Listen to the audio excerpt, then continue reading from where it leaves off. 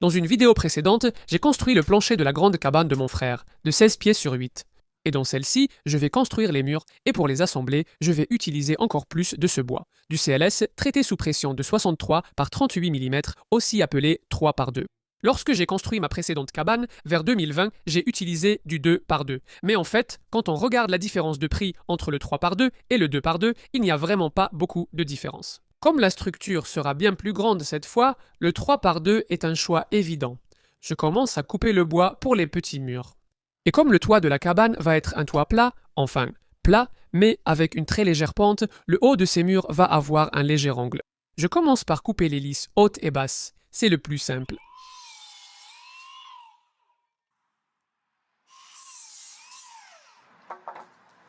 On m'a souvent demandé comment choisir la pente d'un toit. Lorsqu'on planifie la construction d'une cabane, il ne faut pas considérer chaque étape isolément. Ce que je veux dire, c'est que vous devez savoir quel type de matériaux de toiture vous allez utiliser. Et aussi, quelle sera la hauteur de votre base une fois assemblée avant de déterminer des choses comme la pente du toit et la hauteur de vos murs. Au Royaume-Uni, la hauteur autorisée est limitée à 2,5 mètres, ce qui peut paraître généreux au départ. Mais si nous prévoyons 200 mm pour la base et la structure du plancher, et disons 175 pour la structure du toit, si vous pensez utiliser des portes en PVC d'occasion pour l'abri, elles mesurent souvent 2,1 mètres de haut. Si on suppose que c'est la hauteur, il nous faut que notre mur le plus haut ait cette hauteur. Tout d'un coup, comme vous pouvez le voir, nous sommes déjà très proches de cette limite de hauteur. Nous utiliserons du feutre de toiture ou de l'EPDM pour le toit, la pente minimale recommandée étant un gradient de 80 pour 1. Cette pente permettra à l'eau de surface de s'écouler doucement du toit sans stagnation. Mais que signifie vraiment 80 pour 1 ? À quoi cela ressemble-t-il si je trace une ligne de 80 unités de long et une unité de haut, puis que je relie ces deux points ? Cela nous donne l'angle minimum nécessaire. Et comme vous pouvez le voir, il est très faible. L'angle ici est inférieur à 1 degré. Pour ce toit, cependant, je vais utiliser 2 degrés, ce qui me donnera une pente d'environ 1 pour 30. Cela permettra d'évacuer l'eau du toit plus vite et d'offrir une grande hauteur sous plafond à l'intérieur. Je place ici mes montants surdimensionnés et les espace régulièrement avec ceux-ci, qui serviront plus tard d'entretoise. Je vais juste fixer des équerres en bas, tout installer, puis vérifier rapidement que le haut a la même mesure que le bas. Je peux ensuite marquer la hauteur des côtés le plus haut et le plus bas, en tenant compte de l'angle de 2 degrés. Et je place ma lisse haute sur ces repères pour pouvoir m'en servir afin de marquer la hauteur de chacun de mes montants. Puis, je règle la scie à angler à 2 degrés. Et je coupe. J'assemblerai tout chez mon frère, donc j'étiquette chaque pièce et mes entretoises. Garder tout organisé devrait éviter les erreurs une fois sur place. Alors j'ai chargé la voiture, admiré le troupeau de cerfs qui passait au loin et pris la route.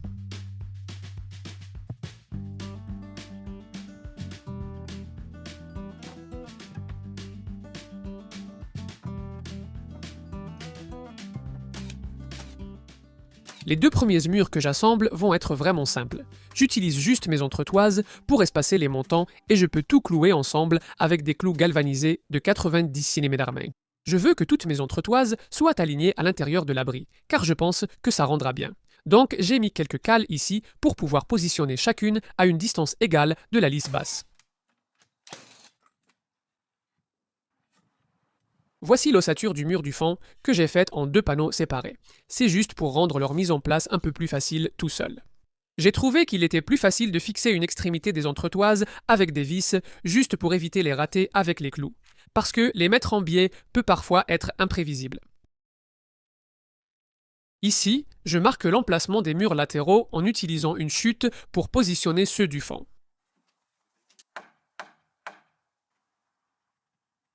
Quelques serre-joints les maintiennent en place pendant que je prépare le cadre du mur suivant, et c'est celui qui a l'angle en haut. J'ai fait une erreur et je ne sais pas si j'ai mal coupé quelque chose ou mal mesuré quelque chose. Mais ça ne sert à rien de s'attarder là-dessus, parce que c'est facile à corriger.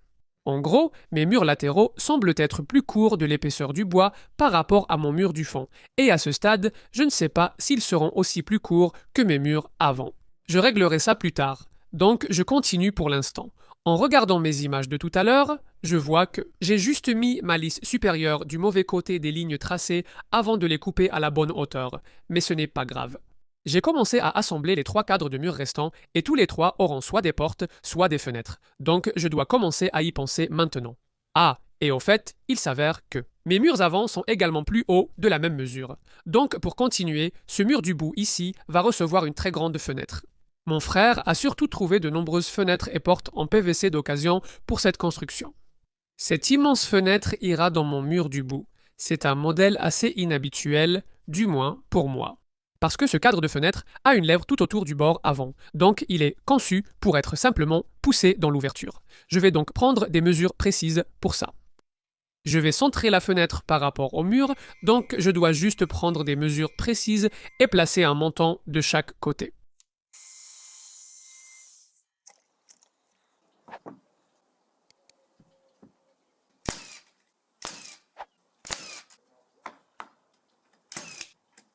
Et puis ces petits montants en bas du mur vont supporter le poids de la fenêtre. Et ensuite, il ne reste plus qu'une pièce en haut et j'ajouterai une petite pièce de remplissage.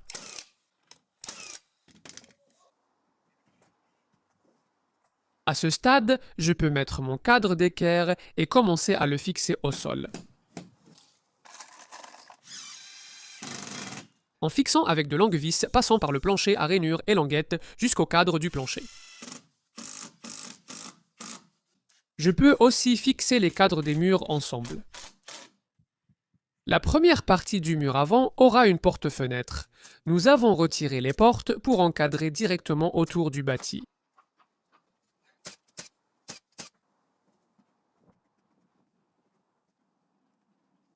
Et la deuxième partie du mur avant aura une porte simple ainsi qu'une fenêtre. J'ai vu des personnes ajoutant des équerres d'angle comme celle-ci à l'ossature de leurs abris. Et cela aide à tout rigidifier, parce qu'en ce moment, il y a un peu de jeu, comme vous pouvez le voir. Mais, honnêtement, à mon avis, ce n'est pas vraiment nécessaire. Parce qu'une fois que vous aurez posé tout le bardage, cela va tout rigidifier et rendre la structure vraiment solide. N'est-ce pas? Pour la petite fenêtre, nous avons retiré le panneau vitré afin de visser le cadre. Nous avons ici un appui de fenêtre récupéré, à découper et fixer au silicone en bas. Je vais placer une entretoise dessous pour le maintenir. Ensuite, on procède à la repose du vitrage de la fenêtre, ce qui a pris bien plus de temps que prévu.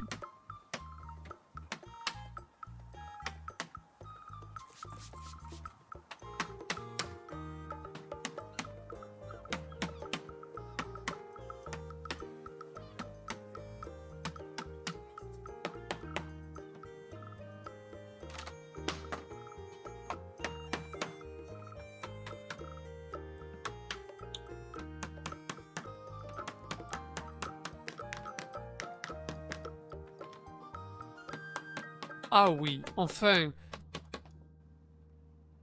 On peut maintenant retirer la partie de la lisse basse où sera la porte pour ajouter un nouveau seuil au bas du cadre.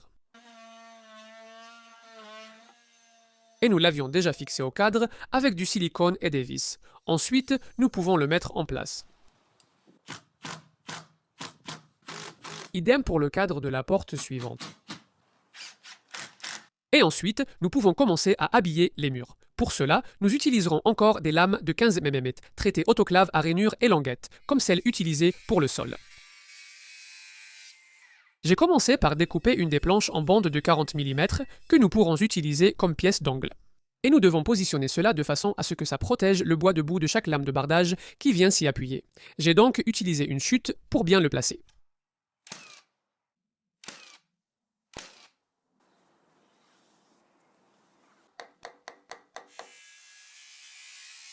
On peut alors couper le bardage à la bonne longueur en veillant à ce que la première lame soit droite et de niveau.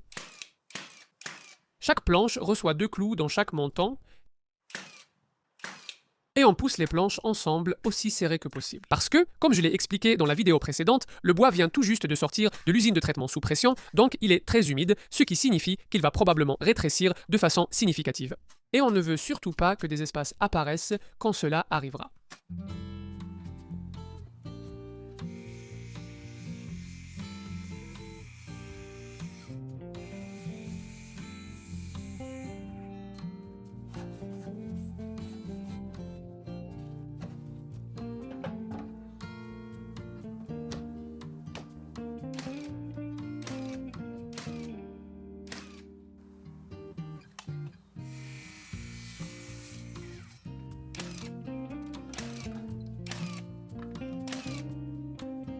Suite à mon erreur précédente avec les murs d'extrémité trop courts, j'ai utilisé une cale pour marquer la ligne de coupe sur la pièce supérieure de bardage.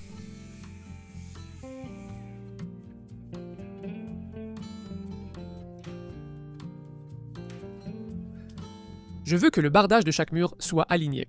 Donc ici, je transfère un repère autour de l'angle, prêt à poser la longue planche de bardage de 4,8 mètres sur le mur du fond.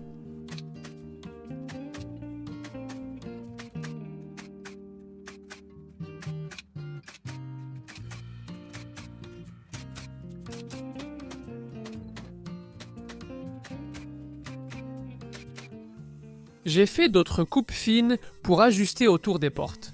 Pendant que mon frère s'occupait,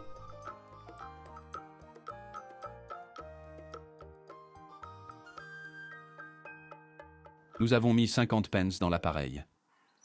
il suffit de faire une petite encoche au seuil, ces pièces chevaucheront les cadres de porte d'environ 5 mm.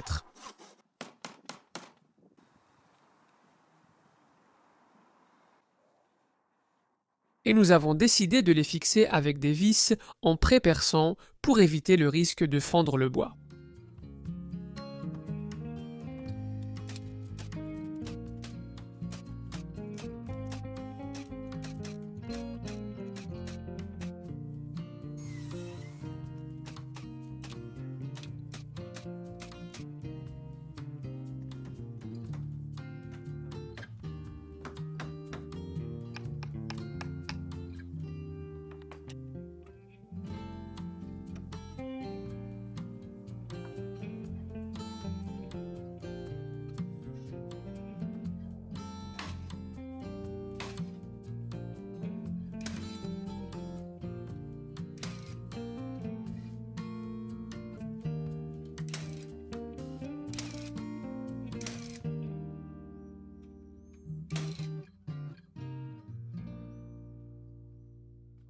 Le coût total pour cette étape de la construction est le suivant.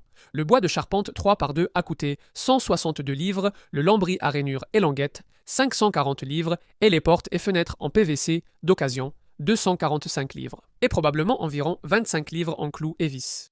Cela fait un total de 973 livres, soit environ 1250 €. Et la façon évidente d'économiser ici aurait été d'utiliser des planches à clin. Au lieu des lames à rainures et languettes, plus coûteuses, cela coûterait environ un tiers du prix. Mais ce produit est, selon moi, moins bon et moins esthétique. Restez à l'écoute pour la dernière vidéo de cette série sur la construction du toit et toutes les finitions, et merci de regarder.